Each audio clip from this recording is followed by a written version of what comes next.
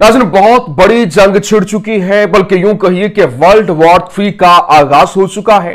क्यों? क्योंकि इसराइल की जानिब से ईरान के ऊपर हमला कर दिया गया है और उसके बाद फिर हमारी बारी आएगी। इसराइल ने ईरान पर हमला कर दिया। अमरीकी मीडिया का दावा, इस्फहान हवाई अड्डे के करीब इसराइली फजाइया की कार्रवाई, धमाकों की आवाजें भी सुनाई गई। कम से कम 7 ईरानी शहरों के ऊपर इसराइली डिफेंस फोर्सेस ने, इसराइली एयरफोर्स ने पिछले 1 घंटे में हमला किया है। हमला तो बहुत सारे इलाकों के ऊपर किया है, लेकिन जो सबसे मेन और बड़ा हमला किया है इसराइल ने, वो इस्फहान के शहर के ऊपर किया है। कि हमला न सिर्फ ईरान के अंदर किया गया है, बल्कि हमला इराक के अंदर भी ईरानियन फैसिलिटीज के ऊपर किया गया है, सीरिया मुल्क के शाम में भी किया गया है। 7 धमाके हुए हैं, जबकि इसके बाद यूं कह लें कि ना सिर्फ ईरान बल्कि बगदाद और साथ ही शाम के अंदर भी बमबारी की गई है।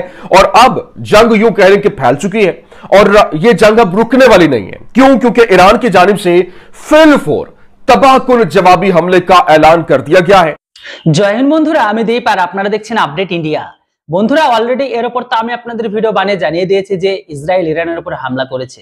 হ্যাঁ, যেটা গতকালকে 4:30 ভোরের সময় ঠিক ওই মুহূর্তে কিন্তু ইসরায়েল ইরানের উপর আক্রমণ করেছে। কিন্তু এখন এই দুই দেশের আক্রমণ নিয়ে, বিশেষ করে এখন ইসরায়েলের আক্রমণ নিয়ে ইরান অনেক নাটক শুরু করেছে। কেননা এখন ইরান তো এটা প্রকাশ্যে স্বীকারই করছে না যে ইসরায়েল তাদের উপর আক্রমণ করেছে।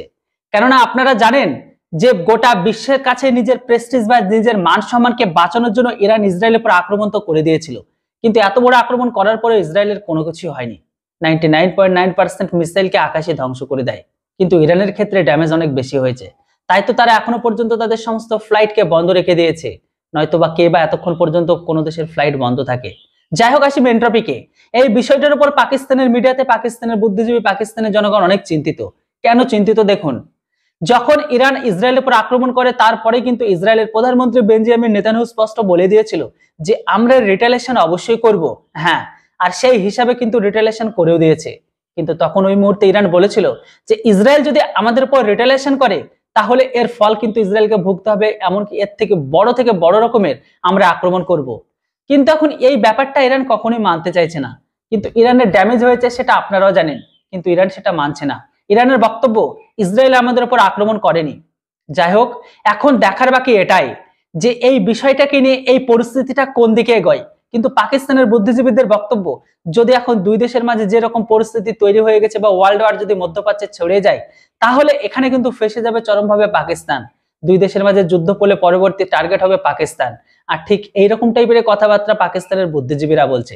যেটা বন্ধুরা, পুরো ভিডিও ক্লিপটা আগে দেখে নিন। আর হ্যাঁ, চ্যানেলটিতে নতুন হলে ভিডিওটিকে লাইক আর চ্যানেলটিকে অবশ্যই সাবস্ক্রাইব করুন। क्यों कह लें कि अब ये वर्ल्ड वॉर 3 का समा बांध दिया गया और बाकायदा तौर पर अब अमेरिका की हिमायत जो है वो भी काबिज रियासत के साथ अब चली गई है। और बाकायदा तौर पर अभी जो एबीसी न्यूज की जानिब से रिपोर्ट जारी की गई और बताया गया कि अमेरिका की जानिब से ये जो कंफर्म किया गया है कि ईरान ने हमें लूप में लेने के बाद हमला किया है। इसका मतलब यह है कि अमेरिका को लूप में लेने के बाद हमला किया गया।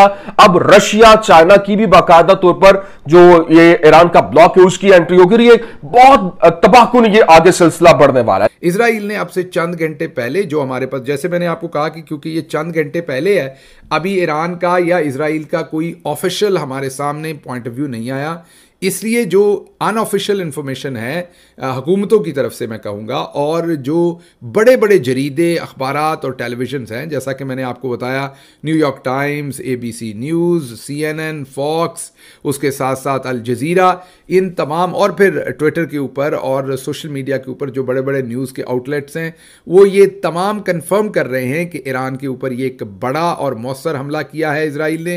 अब उसका नुकसान कितना हुआ है ये तो अभी हमें पता चलेगा जैसे जैसे ये स्टोरी डेवलप होती है। लेकिन जो खबर आई है, मैंने आपको बताया कि इनिशियली कि वो इस्फहान के शहर पर मेन हमला किया गया है।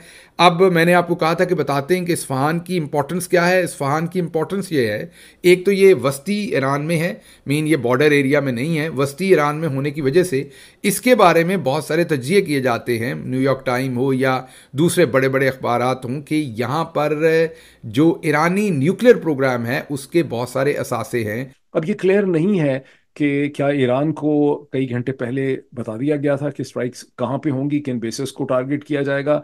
लेकिन ये चीज़ अभी सामने आई है, मैं दिखा नहीं सका आपको स्क्रीन पे, कि मुत्तहिदा अरब इमारात के जो एयरलाइंस हैं, जैसे जैसे एमिरेट एयरलाइंस है, इत्तेहाद एयरलाइन जो है अबू धाबी की, एमिरेट्स एयरलाइन जो दुबई की है, ये तमाम एयरलाइंस ने कई घंटे पहले अपने रूट्स तब्दील कर लिए थे। खुद ईरान के अंदर भी कोई सिविलियन एयरलाइन जो है वो सुबह के वक्त, कमर्शियल एयरलाइन इस इलाके में जो है वो नहीं थी, वो फ्लाइट्स रुक चुकी हुई थी, डाइवर्ट हो चुकी थी। इससे यही कयास होता है कि अगर एमिरेट्स को पता था, अगर इत्तेहाद को पता था, तो ये कैसे हो सकता है कि ईरान को ना पता हो कि इसराइल जो है अपनी लिमिटेड स्ट्राइक्स करने वाला है। जो बॉल है अब ईरान के कोर्ट में है, क्योंकि और जो हमला उन्होंने खैर किया भी है, जो ईरान का जो स्टेट मीडिया जिस तरह का वो तासुर दे रहा है कि ये कोई बहुत बड़ी कार्रवाई नहीं थी, एवरीथिंग इज नॉर्मल, तो लगता ही है कि ईरान शायद इस मामले को यहीं खत्म करना चाहेगा।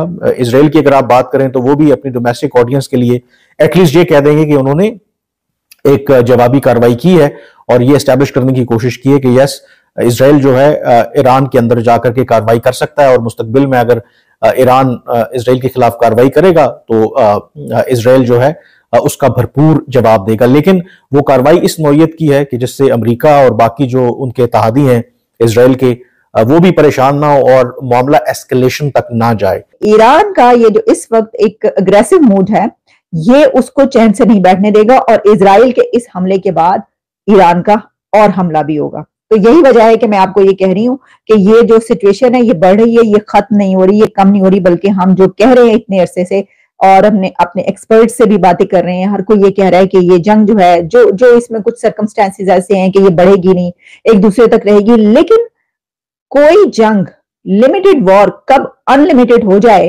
और किसके हाथ से क्या चीज निकल जाए, ये आप सोच भी नहीं सकते। ये कोई इस चीज को नहीं नाप सकता, और हर कोई, आप किसी से भी सवाल करें वो ये कहेगा कि कोई गारंटी नहीं दी जा सकती। जो सिचुएशन होती है जंग में, कौन किस वक्त किस पे क्या मिसाइल चला दे, क्या कर दे, और इस पूरी दुनिया जंग के लपेट में आ जाए। तो ये है हालात वाकयात। तो जनाब, उन्होंने तो आयतुल्लाह खामनाई, इजराइल ने तो आयतुल्लाह खामनाई की सालगिरह पर उनको ये तोहफा दे दिया है, ईरान पर हमला करके इस्फहान पर। बड़ा ही एक दिन चुना गया है, ये एक तरीके से सिलेक्ट किया गया है कि उस दिन करोगे जिस दिन कोई अहम दिन हो। ये जो ईरान ने 300 ड्रोन मारे हैं और ईरानियन डिप्लोमेटिक कॉम्प्लेक्स पे वो कहते हैं कि जो डमास्कस में हमला हुआ हमने उसका बदला लिया है, ठीक है जी। तो याद रखिएगा कि आप इसको डू नॉट अंडर एस्टिमेट। मैं तो समझ रहा हूँ कि आइंदा आने वाले दिनों में there is a possibility of anything, कुछ भी आप कह लें। देखें, इस्फहान के अंदर एक न्यूक्लियर साइट है, इस्फहान के अंदर जहाँ पर उन्होंने हमला किया है एक न्यूक्लियर साइट है, लेकिन मुझे नहीं पता, मेरा ख्याल है कि ईरान अपने आप को प्रोटेक्ट नहीं कर सकता, ईरान नहीं डिफेंड करेगा, उसकी वो कैपेसिटी नहीं है, उसके पास वो वेपन्स नहीं है, एयर डिफेंस सिस्टम नहीं है, एयर डिफेंस सिस्टम नहीं है। তো বন্ধুরা, আপনাদের কি মনে হয় ভিডিওটি শুনে? আদৌ কি আপনাদের মনে হচ্ছে এই যুদ্ধ কি এখানে বা এই নাটক কি এখানে স্টপ হবে, না এই যুদ্ধ পরবর্তী টাইমে আরো বাড়িয়ে যাবে?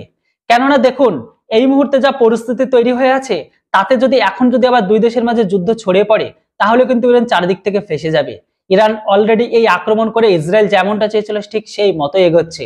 অ্যাক্টিভ হলে ইরানের ইকোনমি তো ধারাস করে পড়ে গেলই, প্লাস তাদের উপর আবার নতুন করে স্যাংশন চাপিয়ে দিল। এর ফলে ইরানের পরমাণু প্রজেক্ট আর মিসাইল তৈরি ক্যাপাবিলিটি সেটা ধারাস করে নিচে পড়ে গেল। তাই এই মুহূর্তে যদি আবারও ইরান ইসরায়েলের উপর আক্রমণ করে, তাহলে বলাই বাহুল্য এবার কিন্তু আমেরিকা প্রকাশ্যে বা সরাসরি একসাথে মিলে ইরানের উপর হামলা করবে। বন্ধুরা, আপনাদের কি মতামত? এই যুদ্ধ কি আগে যাবে না এখানে স্টপ হয়ে যাবে? অবশ্যই আপনাদের মতামত কমেন্ট বক্সে লিখে জানান। আর হ্যাঁ, ভিডিও ভালো লাগলে কিন্তু কেউ চ্যানেলটিকে সাবস্ক্রাইব করতে ভুলবেন না। Thanks for watching. জয় হিন্দ, বন্দে মাতরম।